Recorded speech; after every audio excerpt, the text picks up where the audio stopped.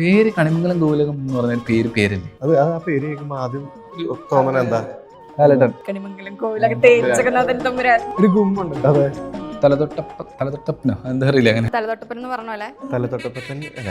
അതെ, ഈ ബാക്കിലിരിക്കുന്ന പോസ്റ്ററില് എന്താണ് മാസ്ക്?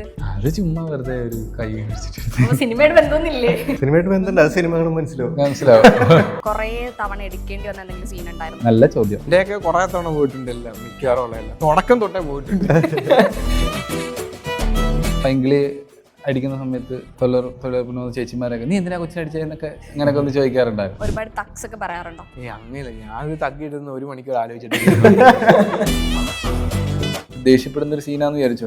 നമ്മൾ തമ്മി കോമഡിക്കായിട്ട് ഇങ്ങനെ കാര്യം പറഞ്ഞിട്ടിരിക്കും, ആശൻ സൈഡിൽ ഇങ്ങനെ ദേഷിച്ചൊക്കെ ഇരിക്കും.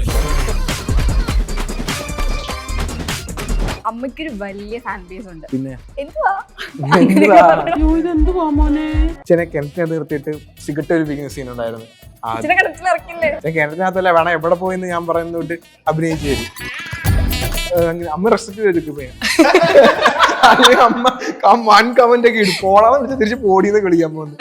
അതുകൊണ്ട് ഞാൻ റെസ്പെക്ട് ചെയ്തേക്കും. അമ്മ ഇടയ്ക്ക് ബ്ലോക്ക്. ഒരുപാട് കോമ്പറ്റീഷൻ കൂടി. അതായത് ഓരോ ആൾക്കാരിൽ നിന്നാണ് നമ്മൾ ഇപ്പോഴും പഠിക്കേണ്ടത്. കാരണം ഞാനത് കണ്ടു പഠിച്ചിട്ട് പിടിച്ചിരുന്നില്ലെങ്കിൽ ഞാൻ ഔട്ട്ഡേറ്റഡ് ആവും.